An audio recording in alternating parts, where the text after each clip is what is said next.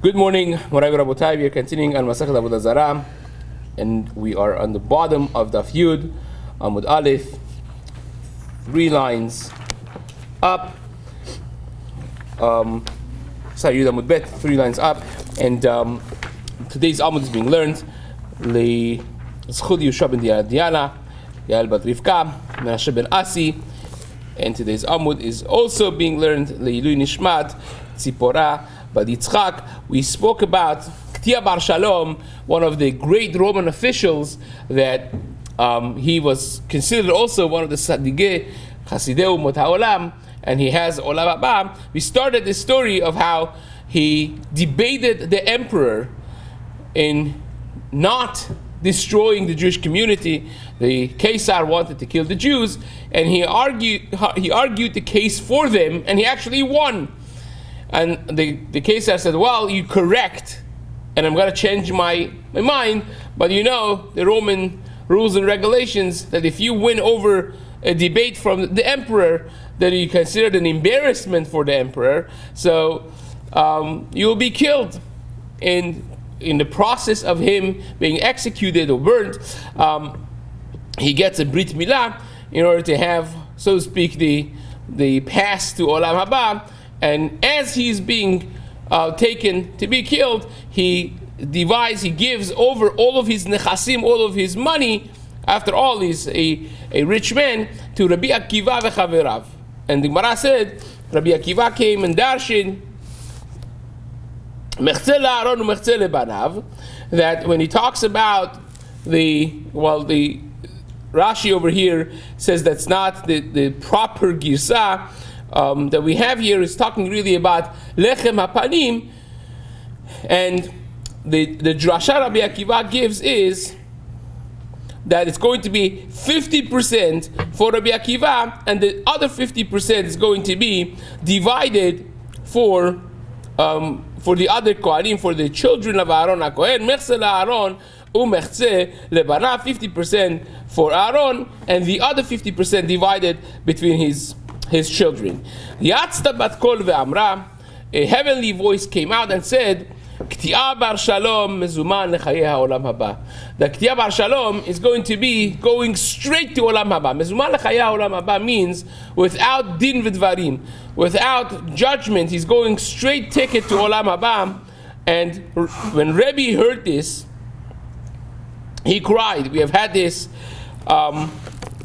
number of times, multiple times. The Rebbe heard a bat kol of this nature, that a person goes to Olam Haba straight. We're going to have this upcoming Gemara by Elazar Berdurdaya in Daf Yud Zayin Amud Aleph as well, that Rebbe cried and said the following words: Yesh koneh olamo b'sha'ah echad, yesh koneh olamo b'kama shanim. That you sometimes have a person that could acquire their Olam Haba in 1 hour, and then you have a person that acquires their Olam Haba in many years.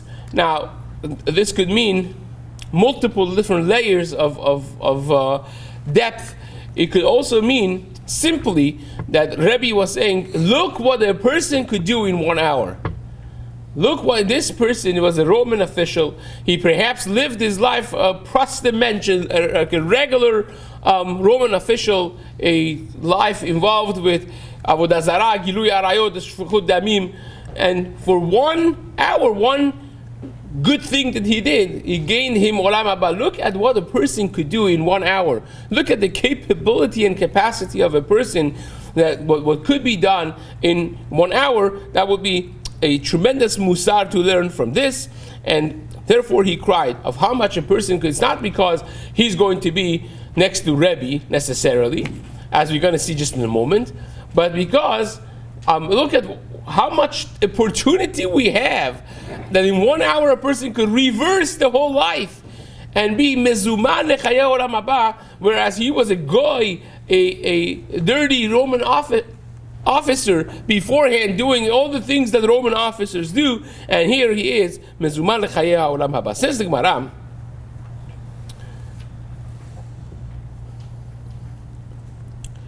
Antoninos shemesheh Rebbe.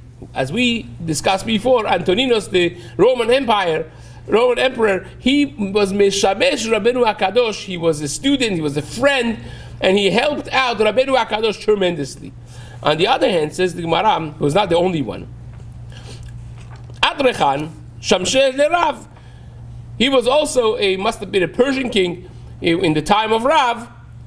This is a generation after Rabbi Yehuda Nasi, as the Gemara says in Masechet Chulin Daf Kuf Lamed Zayin. Rav was a student of Rabbi Yehuda Nasi. He was a blessed person with a healthy genetics, Mishpachat HaBeriim, and he lived a very, very long life. Therefore, perhaps he was one of the only, or the only Amora that is considered a Tana if you need him to be. Right? Rav Tanahu Upalik, because Rav was a very old person in the generation that were all younger than him. He was a student of Rabbi Yehuda Nasi, but among the older ones, like Reb Chia, his uncle, and so on. So says the Gemara, Kishachiv Antoninos, when Antoninos passed away, Amar Rebbe said, Nitparda Chavila, our bond and love was now opened and distorted. Basically, is no longer going to be there. Ben Yehoyada writes that he was basically also hinting to the fact that in Olam Haba they're not necessarily going to be together, even though that Antoninus was such a tremendous tzaddik v'chasidei umot ha'olam. But nevertheless, as Antoninus himself said, he said, "Miten, I wish that I should be like a doormat under your feet in Olam Haba." So they're not necessarily going to be having the same level of Olam Haba. So therefore he said, here we were so aduk, we were so friendly and so close, and that friendship was now opened by the death of Antoninos. And the Gemara says the same happened with Adrechan and Rav. When Adrechan passed away, Rav said, Nitparada HaChavila. Now, we're going to have a classic, old-time, famous Agata here about Onkelos bar Klonimos, or the way the Gemara says in Gitin, Daf Nun Vav Amud Bet, Onkelos bar Klonikos. He was, the Gemara does not say who he was over here. We just know that he was a Ger Tzedek, Igayer. He was a Roman that became a Ger Tzedek. And the Caesar sends an army, basically, a troop of soldiers to go and get him and bring him to the Caesar. Now, if you know the history of this a little bit more, like the Gemara says in Gitin Daf Nun Vav, that he actually was Bar Achateh de Titos. He was the son of the sister of Titos. Titos was the emperor. He's the one that he was a Caesar, and he became eventually the emperor of Rome. And he's the one that destroyed the Beit HaMikdash by Cheni. And this is his nephew. This is his nephew. So it says that, and now you understand why they had so much interest to get him back to the emperor. Now, many of the Achronim understand that this was a sakarat nefashot for him. They wanted to kill him, perhaps because it was a disgrace to the Roman Empire. But nevertheless, like Rabbi Avraham Ager, the famous Ger Tzedek in the time of the Vilna Gaon, he was the son of the most influential aristocratic family in Europe, and the richest one certainly, and therefore it was considered like a disgrace for the church for him to have become a Jew. And when they finally caught him, they gave him a chance to retract and go back to Christianity. And when he refused, he was burnt at stake. That became the famous, perhaps the all-time famous Ger Tzedek, Rabbi Avraham Ager. So here, according to understanding of many Achronim, this was the same with him. Others will understand that they just wanted to capture him, take him back, and enforce his pagan customs and religion on him again. So they sent a troop to get him. So what happened? Shadar Caesar Gunda de Romaya Batre. The Caesar sent a troop of Roman officers, Roman soldiers, after him to get him. And what happened was, he debated them, and this is like a Eisha Torah Gemara 101, he was an expert in kiruv, and he had a conversation with his soldiers, and all of them decided that they're going to become ger tzedek, right? Now, this is not so simple, because normally speaking, we don't proselytize. We don't go around trying to get gerim. On the contrary, the Gemara says the entire sugya in Masechet Yevamot, Daf Mem Hem, Vav, Mem Zayin, of a ger that comes and is paskin in Rambam and is paskin in the beginning of Simar Reish Zamechet in Yoredai Shcharuch, that when a ger wants to come, we're not interested to get gerim unless they are really, really sincere. So we tell them, like, why do you want to join a nation that's hated, that's always down, people want or always after them, everyone wants to kill them? You're crazy. Stay where you are. We always discourage them, and if they really, really are mitames, they really want it, then you say fine, Hazaku Baruch. Then of course at some point it turns into a mitzvah to support, to help. Like the Gemara says, that you have 36, maybe 46 times that the Torah is mazhir on the kavod of the gerim. You have to be sensitive, you have to be, but initially we don't go after them, and here he is going after them. So those mefarashim that say the azhara, the halacha for pushing away gerim is only for non-gerim, but the gerim themselves, a person that has become a ger tzedek, he could proselytize to his own people, that's no problem. Others say no, it's because of a sakarat nefashot for him. If he would have let them take him there, then they would have killed him, or maybe even if they would have forced him into pagan thing of Avodah Zarah, which would have been Yarek Val Yavor. So hence he wanted to make sure that he's not taken back. So says the Gemara, Amar lehu lo temru le velo midi. Now this time they told them, said, don't tell him anything, just get him and come. Ki havu shakru v'azlu amar lehu ema lechu milta ba'alma. As they were walking him out of the house, he said, let me tell you something interesting. Right? They didn't talk to him. They were like Tani Dibur. Right? They come in, they take him, and it says, let me schmooze with you. Nah, nothing big. Nifura nakadnura kamepifura. He was, of course, a Roman, and he was from the aristocrats of Roman families, so he knew exactly the hierarchy of the Roman officers. So he starts from the lowest of the hierarchy in the Roman military, so to speak, or aristocracy, and he says, well, when you have a nifura, he holds the candle. If he's walking together with a higher rank than himself, he holds the candle for him as they walk, right? And a nifura and a pifura, nifura is going to be holding the candle for pifura. And if there's a pifura going together with a duchsa, of course, that's a higher rank than him. So the pifura is going to be holding the candle for a duchsa. Duchsa and hegmona. The hegmona is a higher level, so the duchsa is going to be holding the candle. Hegmona lekoma, koma is the king. If he's walking with the king himself, so of course he's going to be holding the candle, even though that hegmona is one of the highest officials. But king is the king. So he's going to be holding the candle for the king.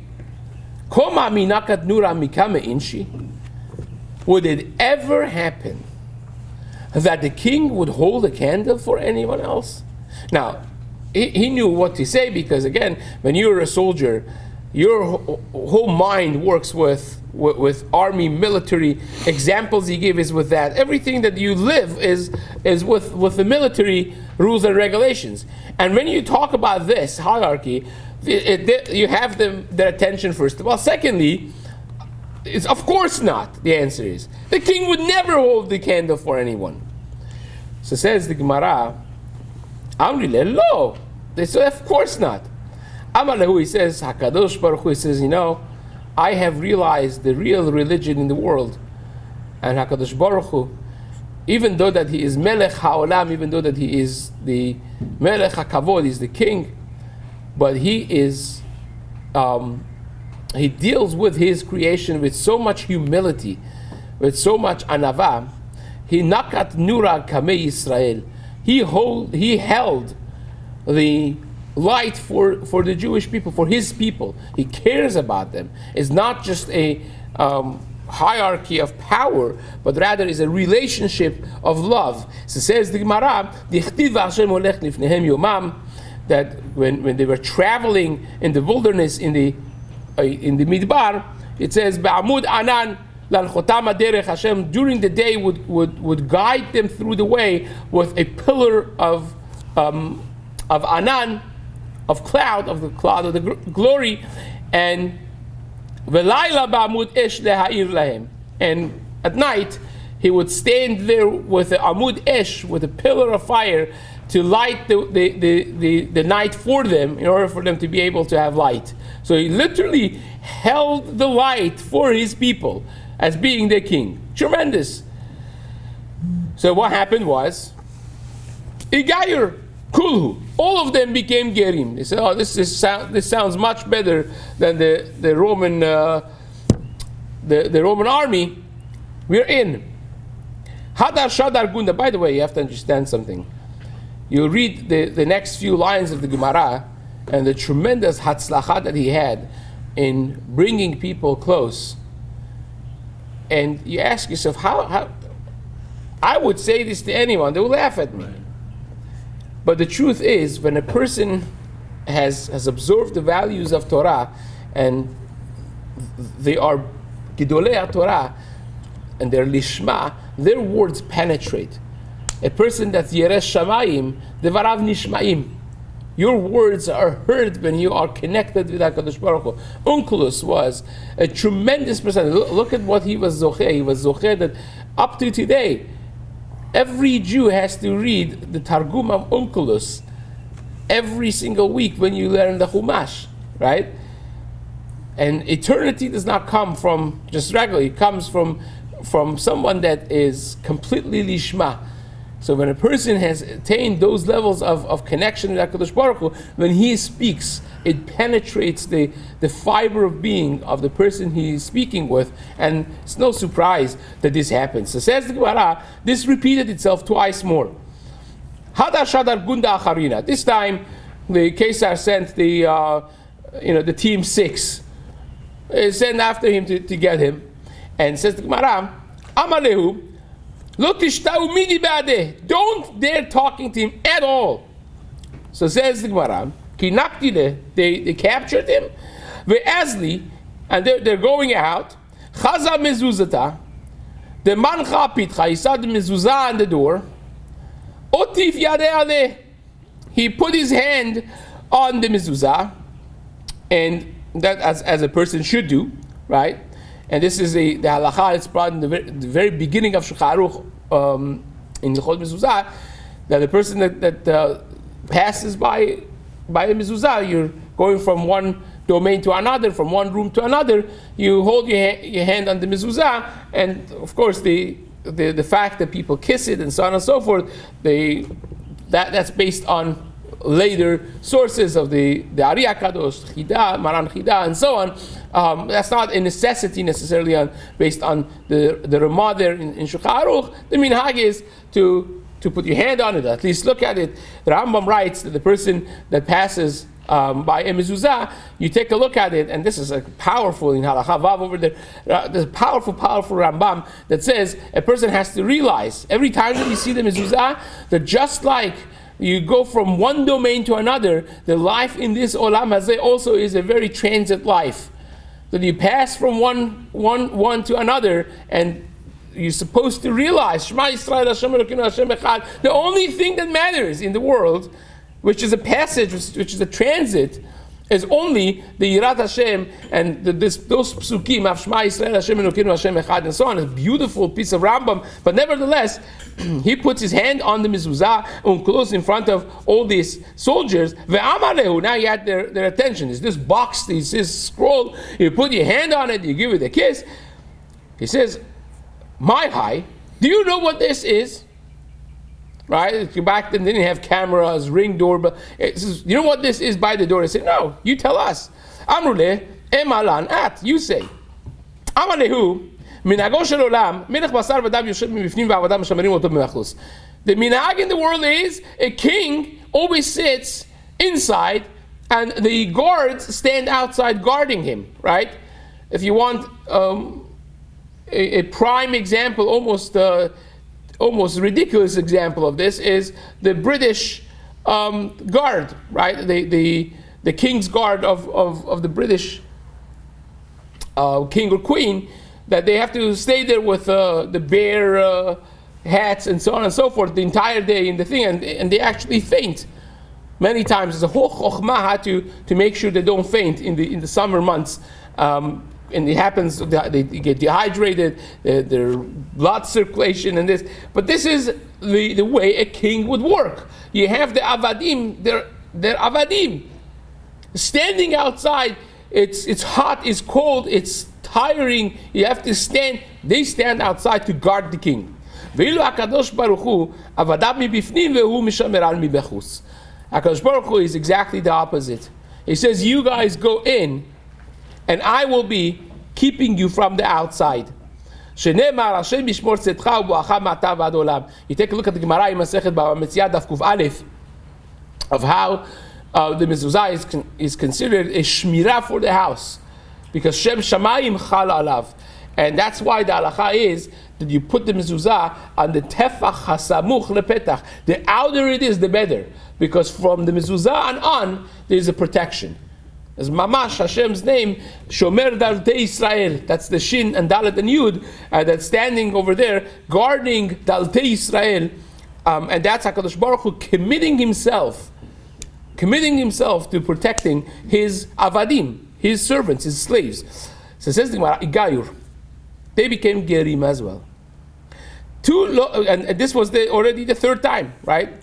So they sent one, they all became Gerim, Hadar, Shadar, Gunda, and this was the third time. So says the Gemara, two, Lo Shadar Batre. The Kesar gave up. He says, forget about it. This guy has a spell. Whatever we send to him, something else happens, and therefore it's not going to work. Now, I want to just, this is reminiscent of a story in Tanakh, which goes together with what I mentioned to you before, of when David HaMelech ran away initially from his father-in-law, and Shaul wanted David HaMelech killed. And Shaul's daughter, who was David HaMelech's wife, Michal, caught on to this plot in the middle of the night, right before the soldiers came to get David. She understood what was happening, and she led him down the window with a rope, and he ran for his life to his Rebbe, to Shmuel HaNavi. And they came there, they saw he's not there, and so on. And then Shaul figured out where he is. He sent a troop of soldiers to get David HaMelech and bring him back. And the pasuk says, once they got to the vicinity of the house of Shmuel, they started becoming Nevi'im. They started saying Nevuah, and they just joined the yeshiva of Shmuel HaNavi and never went back to Shaul. The second troop the same, the third troop the same. It's very much reminiscent of this. And there, the Mefarashim, the Malbim, others, they write that there's a Kedusha of Bet Shemuel. When you are around the vicinity of a Navi, the Kedusha of a Navi affects you in that way. The Kedusha of a Navi, because he says Shaul afterwards tried it himself to go, and by him he didn't take to go close to the house of Shmuel. As soon as he entered the city of Shmuel, he started saying Nevuah, and he just gave up on going after David. And there he writes, because he was already once upon a time Navi. The day that he was nominated and anointed as the king by Shmuel HaNavi, that day he actually had a prophetic experience of becoming a Navi for once. Therefore his neshama, his essence, was more close to that, and he didn't have to get too close to the center of Kedusha, to the house of Shmuel. As soon as he entered the city of Shmuel, had that effect. So again, you wonder why he was so successful over here. When you have a source of Kedusha, someone that's connected to HaKadosh Baruch Hu in that way, their existence affects the people around them. Their words certainly penetrate and pierce through the people's hearts. So it says the Gemara. Vayomer Hashem la shenei goyim bebitnech, the Gemara that we spoke about before, another classic, all-time famous Agata about the Nevuah of Shem ve'ever in regards to the pregnancy of Rivka Imenu. Of course, we know Rivka Imenu was very conflicted because veitrosasu habanim bekirbah, they're moving. She didn't know that she were carrying twins, and Rashi explains from Chazal that the conflict was really because it was contradictory. And on one hand, when she passed by Bet Midrash, the kid got excited. On the other hand, when they passed by Bet Avodah Zarah, the kid got excited. So she's like, wait a second, this guy is a hypocrite. He must be a diplomat, a politician. He gets excited by here, he gets excited by there. It's very confusing. So he went to Shem Va'ever, and they said, well, don't worry about it. Shnei goyim bebitnech. There are two of them. One of them is this way, one of them is that way. And of course, the future of these two nations were predicted. V'rav ya'avot sa'ir. And so on. So says the Gemara, don't read Shnei Goyim bebitnech. If you pay attention, it's written Geim. Vayomer Hashem la Shnei Goyim bebitnech. Two nations are developing in your pregnancy, in your stomach. Amar Rav Yehuda, Amar Rav. Rav Yehuda said in the name of Rav, Al Tigri Goyim ela Geim. Don't read this Goyim, but read it Geim. And Geim means two, again, official aristocrats, two important people. Ge'eh. Ze Antoninos ve Rebbe. And this is a reference to Antoninos and Rebbe. Why? Shelo pasku ma'al shulchanam lo hazeret velo kishut velo tznon lo bimot hachama velo bimot hagshamim. That they, regardless of the season, regardless of the agricultural system, they always had 4 seasons. They always had these 3 items on their table, and this was considered a high level of affluence that they could keep and store and have available. These 3 items at all times on their table. Only extremely rich people could afford such a thing. And what are these 3? So says the Gemara, it's known, which is, how do you say it? Lettuce, cucumber, radish? No, radish, right. It's known as radish, and the kishut is the cucumbers, and you have the chazeret, which is lettuce. So these 3 are seasonal things. You don't have them all year round necessarily, depending on the climate. But Rebbe and Antoninos had this. Now, the reason you would spend so much money and effort to have these 3 things on your table would be, says the Gemara, the Amar Mor Senon Mechatech Ochel. The radish, helps the digestion of food. It cuts it off in your stomach. It dissects it, so to speak. Chazeret ma'apech, the lettuce helps it, move around and not get smooshed together, so to speak. And kishut marchiv me'ayim, and the cucumbers, expands the stomach and helps digest the system as well in its own special way. So therefore, they had these 3 things to have with their food, especially the fancier, richer upper echelon of the community had that. And in time of Rebbe, the only 2 people who could afford these 4 seasons around the calendar was Rebbe and Antoninos. So the Gemara has a practical question. It says, you say kishut, the cucumbers are good. We learned that cucumbers are bad. Says the Gemara, V'hatana, the Rabbi Yishmael, Lama nikra shman kishuin. We learned, why is it called kishuin? Mi penesh kashin negufo shel adam. Because kishuin, kashin, they are hard and they're bad for the goof of a person. And says the Gemara, kecharavot, like swords, it's really bad for you. Why says lo kasha? That's the other question. There are 2 different species of kishuin, of cucumbers. There are large, big ones, and there are small, narrow ones. And those small ones actually are very good for you. The bigger ones are the ones that are not good for the body. Ha berav revi ha bezutri. So that basically concludes this piece of Rebbe and Antoninos, and now we're going to be discussing back to the Chagim of the Chavim. The following Gemara is going to be an amazing Gemara, speaking about the Chukot Akum. We have a law not following Darkei Mori, the customs of Goyim, which is extremely prevalent when you live in Galut amongst the Goyim, and nowadays that the whole world is a small village.